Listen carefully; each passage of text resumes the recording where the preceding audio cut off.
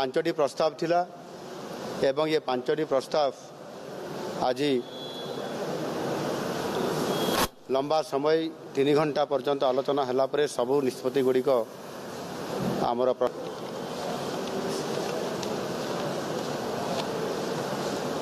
पांचटी प्रस्ताव थिला एवं ये पांचटी प्रस्ताव आज लंबा समय 3 घंटा पर्यंत आलोचना होला परे सबु निष्पत्ति गुड़िक आमर प्रस्ताव गुड़िक निष्पत्ति निया जाइछि। प्रथम प्रस्ताव है राज्य रे सर्वनिम्न मजूरी जो संशोधन करिवार आवश्यकता थिला ताहा आज निष्पत्ति क्रमे आज ताकू संशोधन करा जाइछि।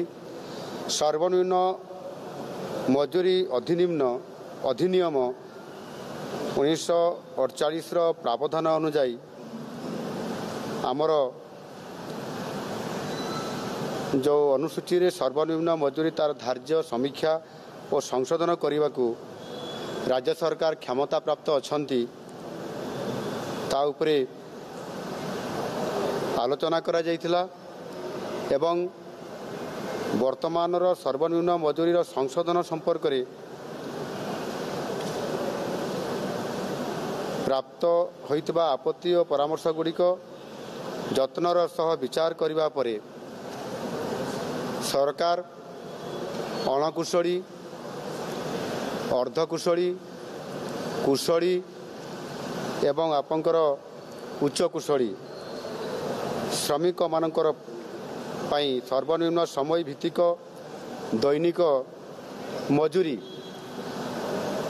जहाँ पूर्वरे थिला यथाक्रमे आपंकर 352 टंका थिला ता 450 टंका को वृद्धि करिया पई आज निष्पत्ति निया गला। एथिरे 98 टंका वृद्धि करा जाइछि।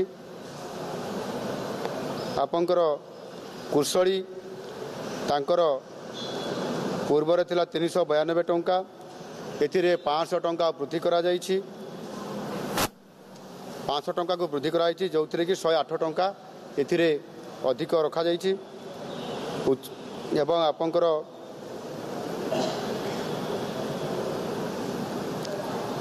उच्च कुशली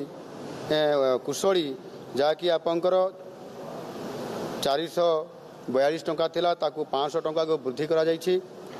एथिरे 108 टंका वृद्धि होइछि एवं अति बा उच्च कुशली जहाँकि आमर 502 टंका थिला ताकू 600 टंका को वृद्धि करा जाइछि। एथिरे 98 टंका वृद्धि होइछि एवं याकू सर्वशेष संशोधित खंडभित्तिक सर्वनिम्न मजूरी हार को यह एक्चुअली 25% वृद्धि करा जाइछि। द्वितीय प्रस्तावटी थिला आमर ओडिया भाषा साहित्य संस्कृति विभाग अधीन थिबा आमर ओडिया अस्मिता निमित्त एवं एथिरे आज जो निष्पत्ति गुड़िक निया जाइछि सेथिरे ओडिया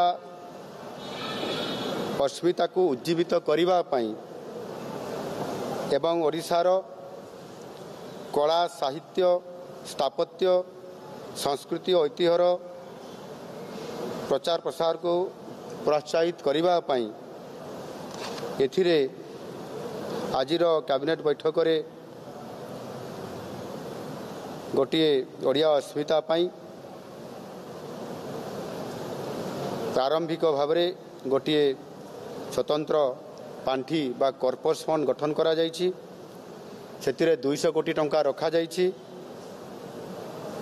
ये स्वतंत्र पांठी बा कॉर्पस फंड रे विशेष करिकी ओडिया अस्मिता भवन गठन करिबा, ओडिया अनुवाद एकाडेमी प्रतिष्ठा, विश्वस्तरीय तालपत्र पथी संग्रहालय प्रतिष्ठा, पाइक विद्रोह स्मारकीर उन्नतीकरण, बालीजात्रा को अंतर्जातीय मान्यता पाई प्रयास, कलाकार गौरव निधि योजना, ओडिसी नृत्य और संगीत प्रशिक्षण निमंते आर्थिक प्रोत्साहन जातीय विश्वविद्यालय और अंतर्जातीय विश्वविद्यालय रे ओडिया चेयर प्रतिष्ठा जिला स्तरीय ई ग्रंथालय ई लाइब्रेरी स्थापन सांस्कृतिक दल परिचालना व्यवस्था CTMS रो उन्नतीकरण निमित्त स्थिर करा जायछि।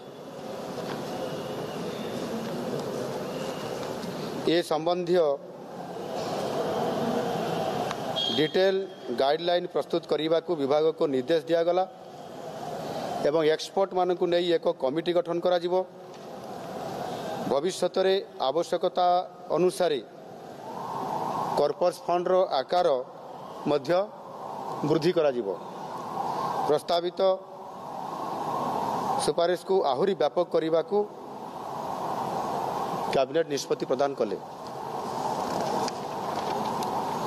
तृतीय प्रस्तावटी स्कूल एवं मास एजुकेशन ए विभाग जो राज्य में प्राथमिक और उच्च प्राथमिक विद्यालय गुड़िकर शिक्षार गुणात्मक मान वृद्धि निमंते 20,000 कनिष्ठ शिक्षक योजना भित्तिक नियुक्ति निमंते ओडिशा विद्यालय शिक्षा कार्यक्रम प्राधिकरण तरफ विज्ञापन प्रकाश करा जायथिला। ए मामलार विचार करी राज्यर मान्यवर उच्च न्यायालय कंप्यूटर बेस्ड टेस्ट CBT परीक्षा फल आधार में आवेदनकारी योग्यता भित्तिक तालिका प्रस्तुत करने निमंते निर्देश देइथिले। उक्त निर्देशनामा अनुजाई आवेदनकारी योग्यता भित्तिक तालिका प्रस्तुत करा जाई अछि।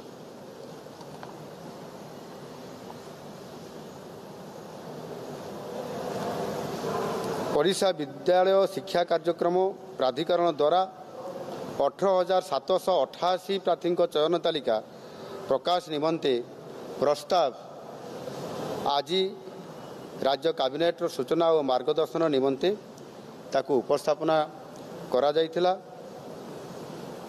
चयन तालिका अंतर्भुक्त प्रार्थी मानकर सर्टिफिकेट वेरिफिकेशन एवं नियुक्ति प्रक्रिया को त्वरान्वित करने को कैबिनेट विद्यालय और गणशिक्षा विभाग को निर्देश देइछन्ति।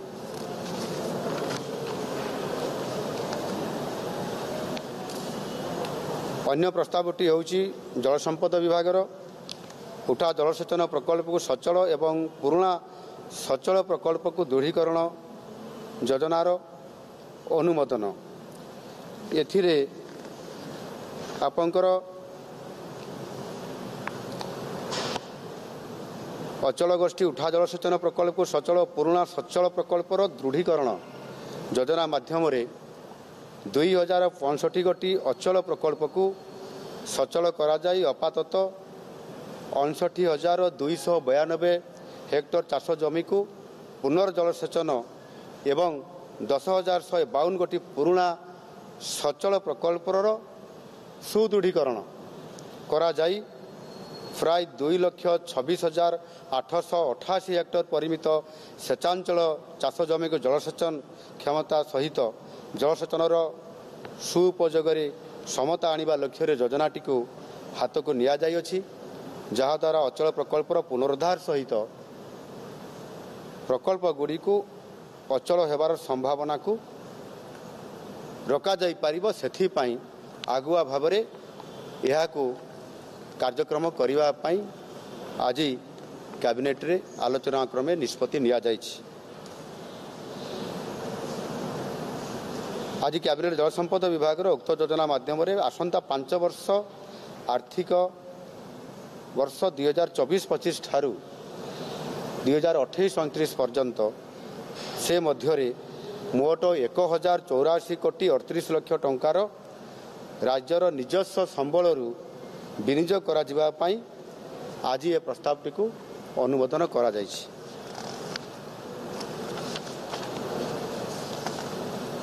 एवं आपंकर पंचम प्रस्तावटी PM किसान रु जो बाद पड़ता हिताधिकारी को अंतर्भुक्त करने संबंध में 18/2024 तारीख में PM किसान 17तम किस्ती प्रदान करने अवसर में राज्य बाद पड़ी योग्य हिताधिकारी को पीएम किसान योजनार मार्गदर्शिका अनुजाई शामिल करने जो बरगढ़ ठारे यह घोषणा करा जाइथिला से अनुसार आज ताकू कैबिनेट को अणा जाइथिला। एथिरे राज्यर समस्त कृषक परिवार को पीएम किसान योजना रे आर्थिक सहायता केंद्र सरकार मार्गदर्शिका अनुजाई विवेचना करा जिवो। एथि निमंते राज्य रे एक स्वतंत्र पदक्षेप निया जाई योग्य हिताधिकारी को शामिल करा जिवो। वर्तमान मीडियम लार्ज एवं सहरांचल रे रहुतबा कृषक माने पीएम किसान रु वंचित अछंती। आजिर निष्पत्ति पर ए समस्त वर्गर अर्थात मीडियम लार्ज एवं सहरांचल रहुतबा चाषी योग्य विवेचित कृषक मानकु पीएम किसान योजना रे अंतर्भुक्त करिया पई कृषि विभाग को तुरंत कार्यानुष्ठान देवा पई एथिरे तांकु परामर्श दिया गला एवं जहाँ आशा करा जाउछि एथिरे 5 लाख रु 6 लाख पर्यंत चाषी जो माने योग्य हिताधिकारी थिले किंतु तत्कालीन सरकार जो कारिया योजना रो क्राइटेरिया अनुसार मध्य पीएम किसान रो चाषी पीएम किसान रे ए चाषी माने ही पाइबा पई जो क्राइटेरिया रखी देइतिले सेथि पई आपनकर एमाने वंचित होइतिले एवं सेटा को आमे आज ए हडल्स को आमे उठै देलु एवं जहाँ पीएम किसान रो गाइडलाइन अछि सेही आधार रे सेमानंकु अंतर्भुक्त करिकरी 6 लाख पर्यंत चाषी को सेतिरे योग्य हिताधिकारी तालिका रे प्रवेश करा जिवो एवं सेमानंकु